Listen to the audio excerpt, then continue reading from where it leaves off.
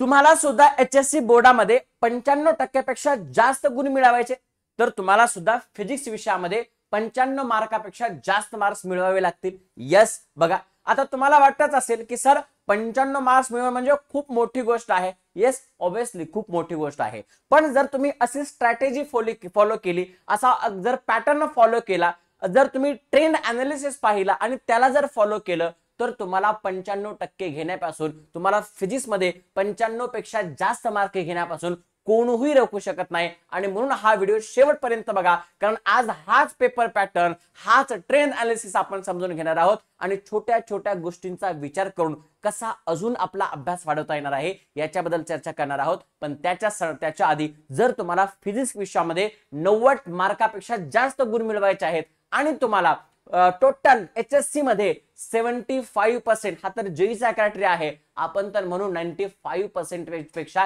जास्त मार्क्स आम्हाला मिळवायचे असतील तर कॉमेंट करायला विसरू नका. आणि लक्षात ठेवा, तुमच्या बोर्डाचं नाव लिहा. तुम्ही कोणत्या बोर्डामधून आहात? लातूर बोर्डामधून आहात, छत्रपती संभाजीनगर बोर्डातून आहात, त्याच्यानंतर पुणे की मुंबई की कोकण, कोणत्या बोर्डामधून आहात तुम्ही ते सुद्धा लिहायला विसरू नका. आता चला बघूया. सर तुम्ही म्हणता की पेपर पॅटर्न HSC 2026 मध्ये चेंज झालेला आहे का?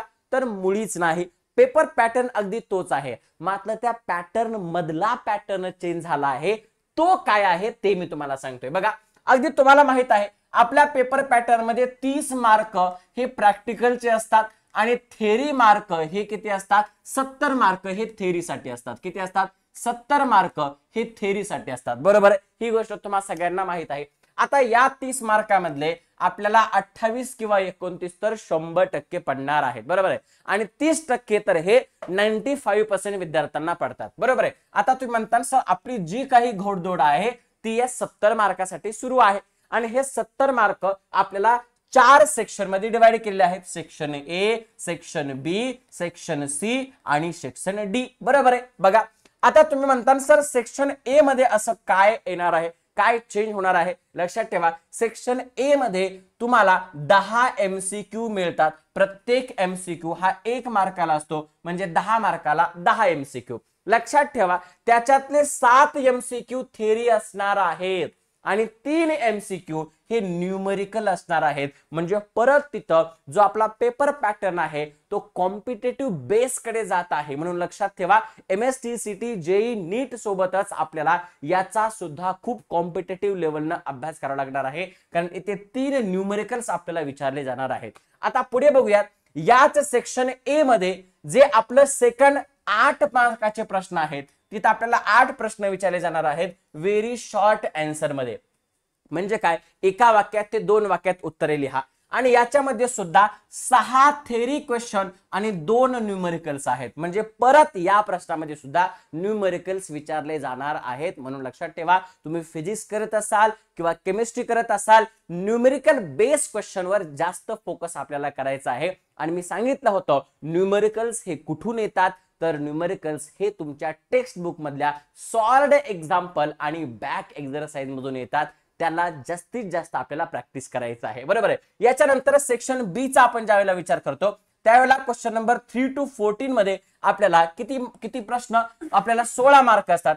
त्या 16 मध्ये आपल्याला 8 प्रश्न, म्हणजे प्रत्येक प्रश्न 2 मार्काला आहे. याच्यामध्ये सुद्धा 5 न्यूमेरिकल आहेत आणि 7 थेरी क्वेश्चन आहेत. लक्षात ठेवा, बघा 5 न्यूमेरिकल्स, इथे सुद्धा न्यूमेरिकलची संख्या वाढलेली आहे. त्याच्यामध्ये ज्यावेळेला आपण सेक्शन सी मध्ये जातो, त्या सेक्शन सी मध्ये 24 मार्काला किती प्रश्न आहेत? 24 मार्काला आपल्याला 8 प्रश्न, म्हणजे 8 त्रिक 24, 3 मार्काला 1 प्रश्न. पण लक्षात ठेवा, इथे सुद्धा 7 थेरी आणि 5 न्यूमेरिकल्स आहेत. मात्र इथे 3 मार्कासाठी कधीही 1 प्रश्न विचारला जाणार नाही. इथे मिनिमम 2 प्रश्न, है ना, मिनिमम 2 प्रश्न आणि मॅक्झिमम 3 प्रश्न विचारले जातात, है ना. म्हणजे 2 + 1 किंवा मॅक्झिमम 3 उपप्रश्न विचारले जातात. म्हणजे काय? तर यावर्षी बोर्डांना, प्राध्यापकांना, एक्झामिनर्सला जे सांगितलं आहे, त्यांच्या मीटिंग्स मध्ये जे सांगितलं आहे, त्यांना सांगितलेलं आहे की मोठमोठे आन्सर्स लिहिण्यासाठी विद्यार्थ्यांना प्रोत्साहित करू नका, तर त्यांना कॉम्पिटेटिव्ह कसं पेपर लिहिता येईल हे सांगा. जेणेकरून काय होईल?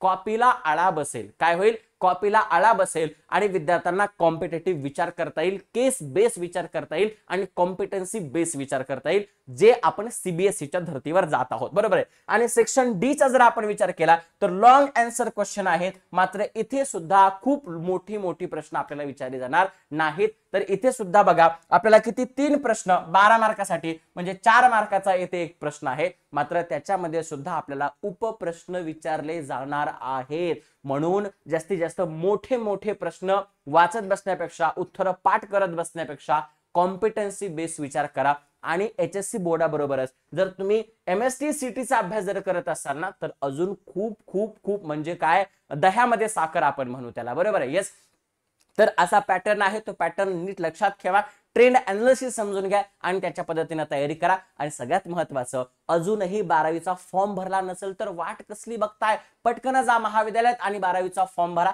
त्याच्यासोबतच MV सॅट साठी सुद्धा रजिस्ट्रेशन करा.